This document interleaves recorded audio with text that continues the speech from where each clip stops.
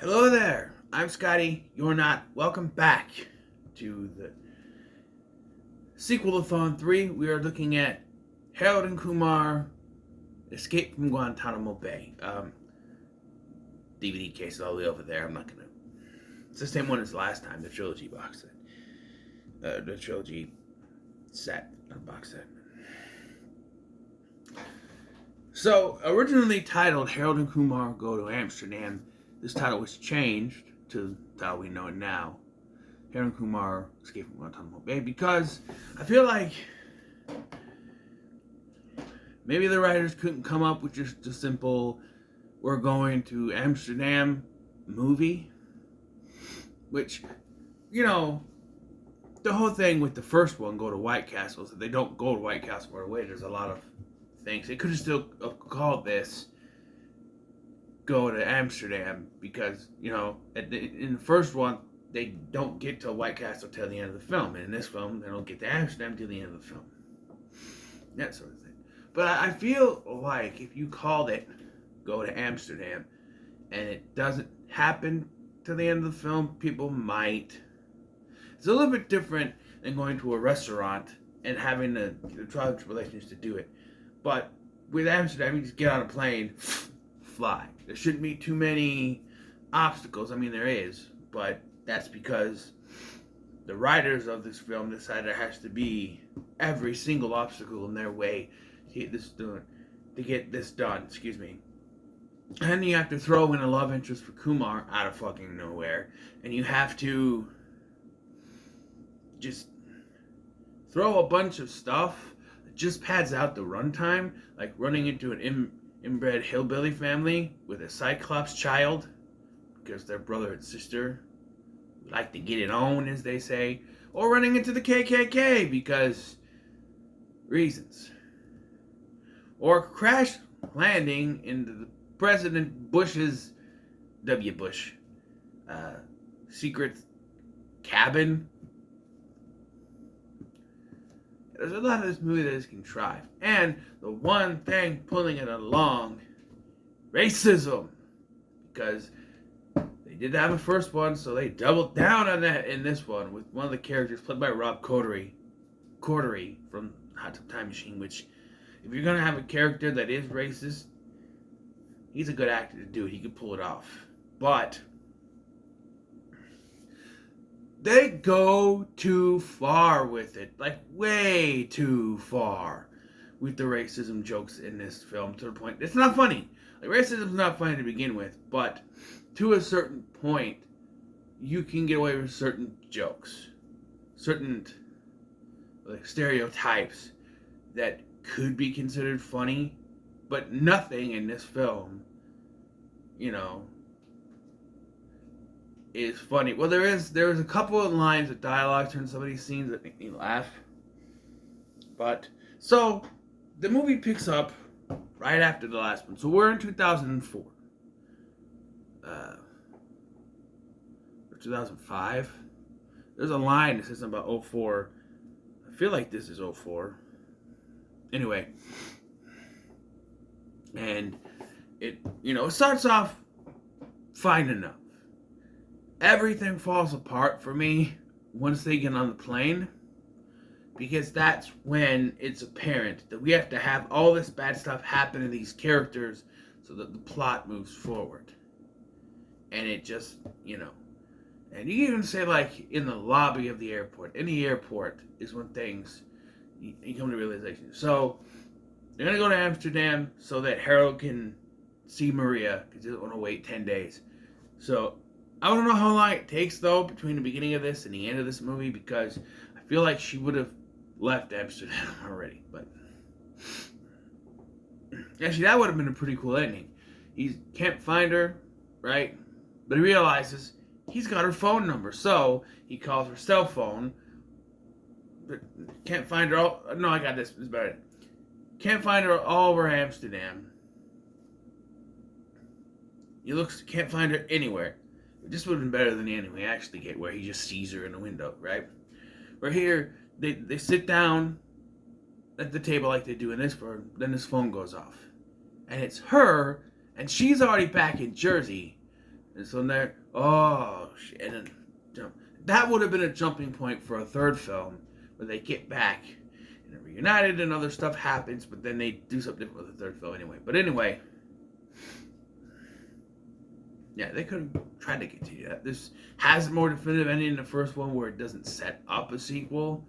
It just ends with all four of the characters together. And I say four because, like I said, Kumar has a very forced love interest in this film, in that of Vanessa, played by Danielle Ackles, then Danielle Harris, who I knew from One Tree Hill when I saw this. So it's like, hey, that's Rachel from One Tree Hill. Yes, I watched One Tree Hill. It's not as bad as you think. Oh, it's soap opera. I call it a teen drama, but you can call it soap opera if you wish.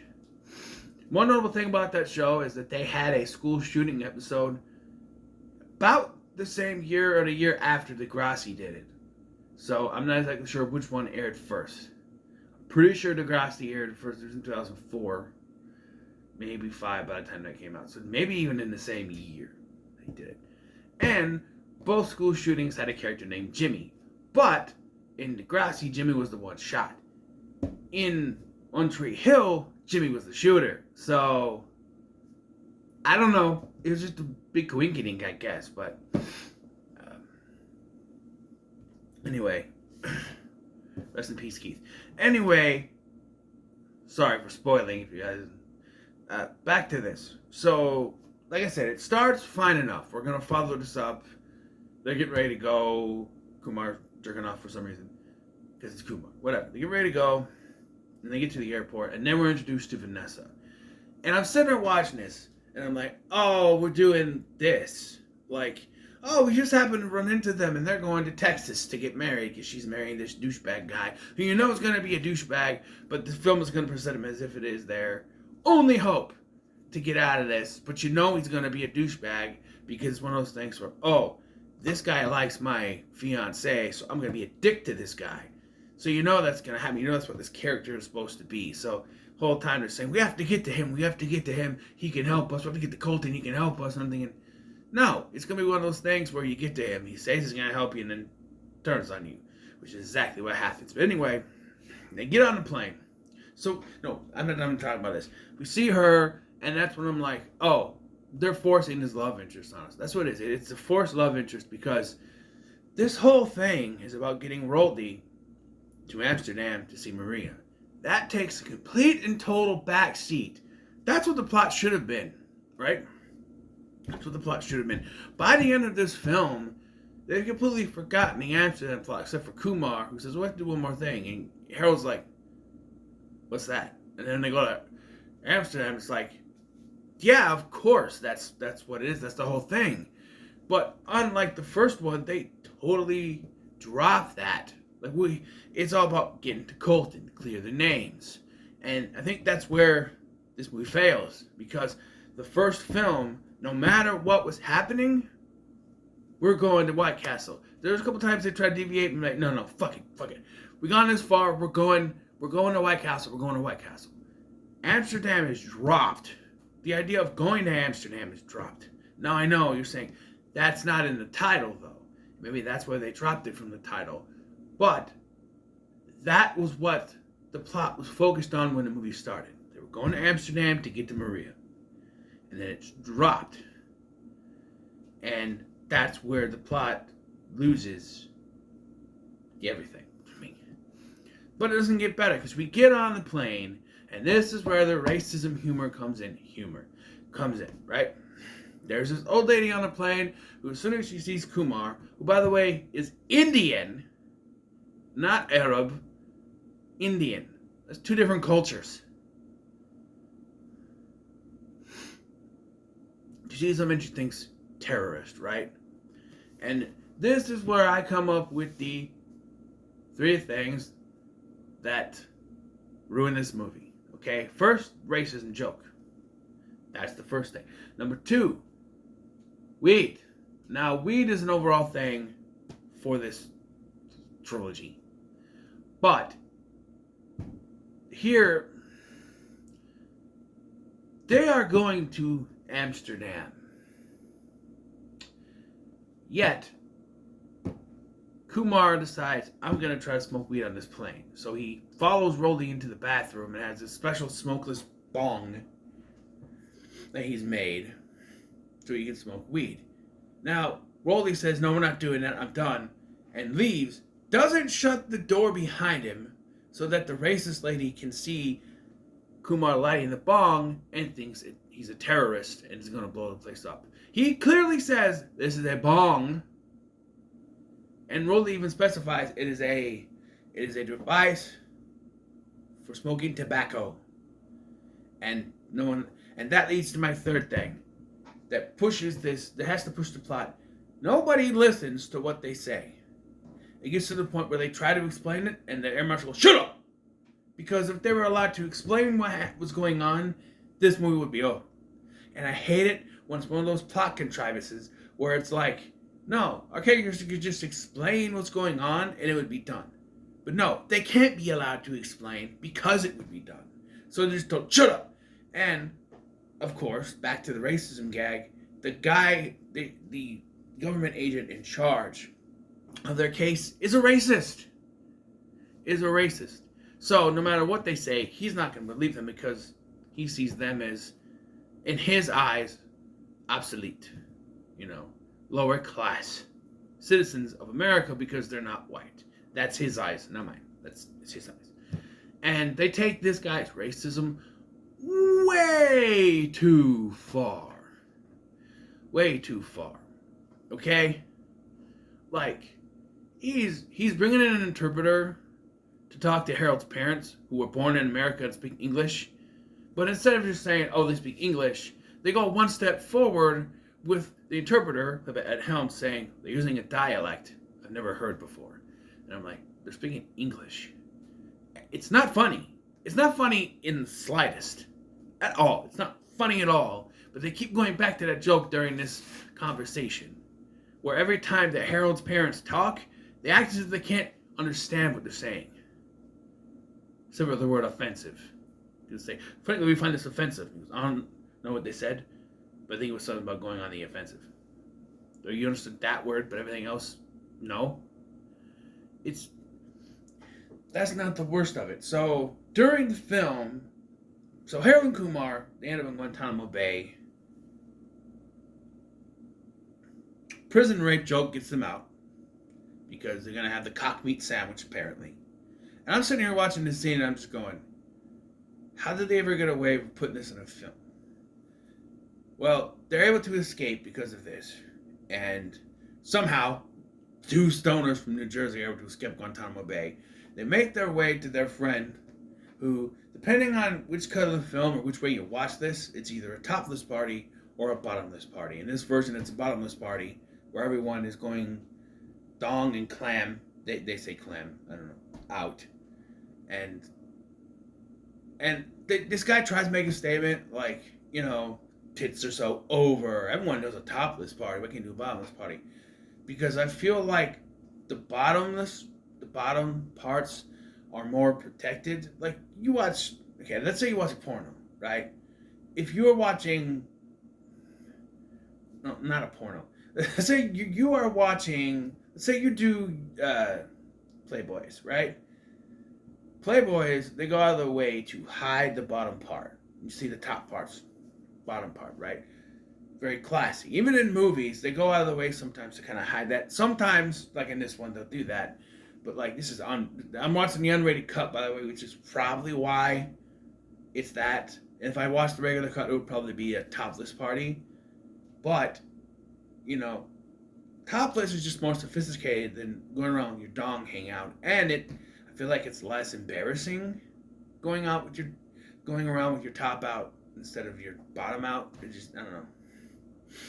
Yeah, they eventually get out of there and decide to make their way to Texas to get to Colton. And that's the whole plot now, is to get to Texas so that Colton can help them. But you already know he's going to screw them over. So there's not any kind of tension in the slides. How are they going to get there? How are they going to get there? No. And now it's just a series of random stuff. Like, their car breaks down. Rolly crashes into the fire hydrant. and in an African American neighborhood. And they play with these big African American guys coming towards them, with the joke being, what happened? We were going to try to help them. That is funny. What happens afterwards isn't. Like, that's sort of a racist joke, but I think that works. What happens afterwards isn't. Is that the government agents, Roger Bart's the other one who's not the dick or the racist, but like they're talking to him and he's trying to explain what happened, and of course Rob Corddry's character doesn't believe him because he's not white. And okay, I know how to get this guy to talk, so I'm going to demonstrate with my soda. He goes to his car like so, comes out. You can't make this shit up. With a can of grape soda.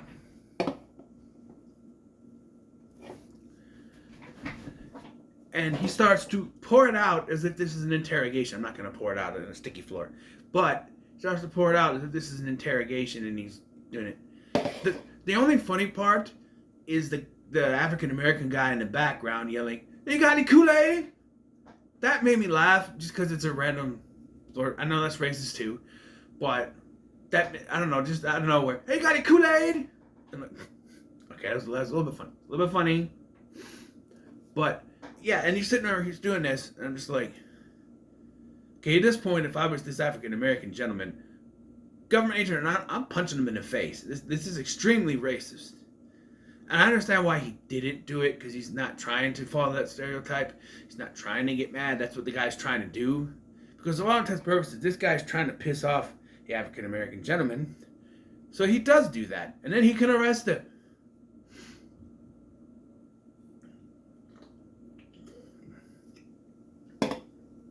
That's good. Anyway, it's not grape, but I have grape juice packets I can mix it with. Hey, grape soda's good no matter what race you are. Okay? It's good stuff. Anyway, although I had a problem with it when I was a kid, every time I drink grape soda, it goes through my nose for some reason. Got over that. Orange soda's better though. I'm just saying. Anyway, so yeah, and it doesn't get any better with him anyway. This investigation. Anyway, after going through the redneck couple, the inbred redneck couple, and they have a run-in with Neil Patrick Harris, which, of course, only serves to push out the runtime, because they run into Rob Corddry again and are able to escape. By the way, Neil Patrick Harris is also on shrooms at this point. He sees a unicorn with himself on it. Okay. Then they go to a whorehouse because we need to run out the runtime. We need to pad the runtime. And all it does is lead to what we already knew, that Harold is mad at Kumar because he never considers his feelings, although that all started about going to Amsterdam for him anyway. And Kumar, even though he said he was going to get laid with 2 women, decides he's going to cry about Vanessa because he's still in love with her. I do explain that Vanessa, apparently Kumar was a brainy person. He was studying to be a doctor, but then she introduced him to weed and it changed him. And I don't really know. I don't have to really explain why they broke up. And if it's because he had no ambition, well, who's the one who introduced him to weed in the first place? Woman. Kind of a double standard there. I digress. So finally they make their way to Texas, right? And they talk to... So Harold says, I'm going to go talk to Colton and get this thing straightened out. Tells Kumar to stay in the car. Puts their friendship on the line for it. Kumar sees Vanessa twist her ankle, fall down. Ex-girlfriend or not, it is polite to go see if they're okay. Alright? It's polite. Politeness. Manners.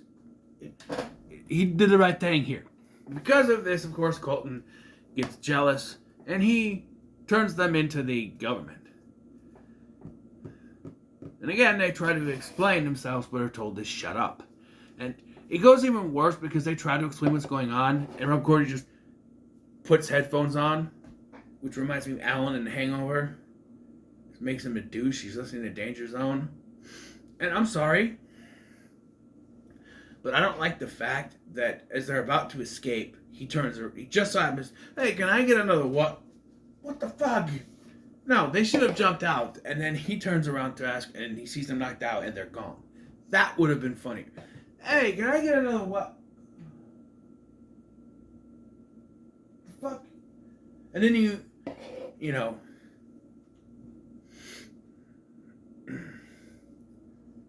sort of thing. But they jump out of the plane. Roger Bart gets his redemption here, but they ruin it with a slip-on maltballs joke. I'm sorry. That's not funny. He finally stands up to this guy and tells him that he believes that they were innocent all along, and you end this scene with him falling on the mothballs and getting knocked out. Why? You could just have him say, okay, I have this. Go ahead and jump, boys. You're free. That sort of thing. You know, they weren't going to land a plane or anything. I don't know. Or it could have ended, like, he falls, lands on the door, and it opens. I feel like you need a little bit more pressure than just falling on the door for it to open in a plane. So, 3 of them get sucked out, and then, to add on to this horrible scene, Rob Corddry just jumps out of the plane and starts shooting at them. What was your plan? What were you gonna? You were gonna kill them. Whether you did or not, you still succeeded in your mission, right? And I hate to say this, but I know it would have been another complication, but why did not one bullet hit the parachute? Because he was shooting at them after they parachute. Also, they're on a parachute and they're still going down way too fast. They crash through the roof of this cabin, which I feel like wouldn't happen because you're coming down gingerly now with this thing and you just land on the roof. You wouldn't crash through it, but we gotta be funny. And yes, this house happens to be a secret cabin that George W. Bush impersonator. It's not really George W. Bush. But I do like the scene that he has with them because he and Kumar both have daddy issues. His father wants to be like him, And, I'm not going to go into the thing, but, what is one of the first things he did after 9/11? Finish what his daddy did, right? He got Saddam Hussein. Then he went after Osama Bin Laden. Yeah, Osama and Obama, they're very close, but Bin Laden. I did laugh when they go to his secret room. He's got a dartboard with Bin Laden's face on it. I did kind of laugh at that. It's stupid, but I know the real George W. Bush wouldn't have that, but it's just funny to think about. I'ma get you. Don't fuck with America, mother. No. I put the can in the American. Just thinking about George W. Bush doing that. Just saying, but yeah, this version of George W. Bush smokes weed, because of course he does. And he eventually agrees to help them, and they break off the wedding, revealing Colton to be a douchebag. Harold finally stands up and beats the crap out of him. I loved you, man, because, he was standing up for him. Turned on him. And, Vanessa, Vanessa's mad at Kumar at first, and Kumar says this math poem thing that I don't understand because I don't know math. I sucked at math. I did the math standards test 3 times before I was able to finish it.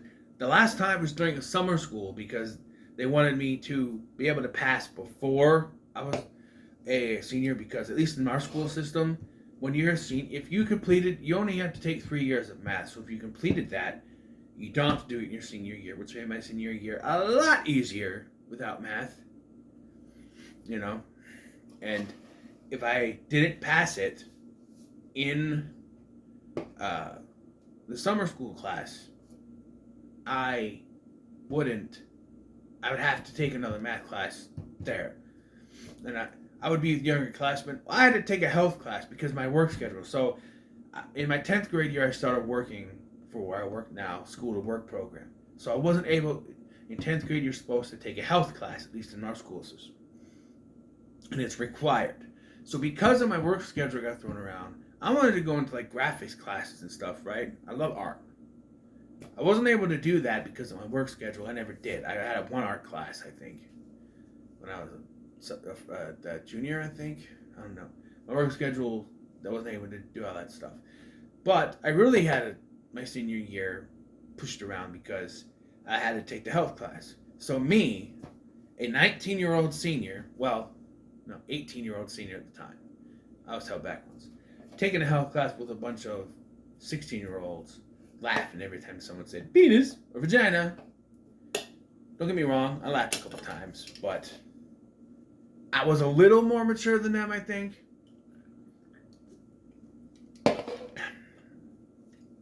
Anyway, I sucked at math. That's my point. So they decided to run off together, forgetting this whole wedding. At least they didn't do the cliche of Kumar marrying her instead. That would have made me roll my eyes. No, they just run off, and then they go to Amsterdam and they find Maria. They have to do another joke where they think that she's with someone else, but it turns out he's a model. They're doing a photo shoot. And she's like, well, he's totally gay. And that would have been fine to see him, like, with another man doing googly eyes. But they had to go one step beyond, have them, like, vigorously making out with another guy. I'm just like, okay, that's too far. But then Harold and Maria start making out, and they start going vigorously. I'm like, okay, sometimes the too much is too much. You know, but then they're like, hey, let's all get high. And I'm like, okay, Maria has never once shown interest in weed, yet this whole montage at the end is that they're all smoking weed. So stereotype, I guess. But yeah, I'll give it a middle of the road. Okay, when I first started this, I was sure it was gonna be it started out as a fry in hell because I was hating it. As it went on, I'm like, okay, maybe it's not worth your time. You know, and then by the end, I'm like, you know what, it's just the middle of the road. Because I did enjoy the characters. There are some moments, definitely general moments where it make me laugh. So if it makes me laugh, I can't hate on it, and I can't say it's not worth the time. It should get some laughs. So it's the middle of the road. But, so what are your thoughts on Harold and Kumar escaping Guantanamo Bay? I think it is still the worst one for me, by the way. Let me know in the comments below. Make sure to like, share, and subscribe. Thanks for watching. I'm Scotty, and I'll see you in the next one.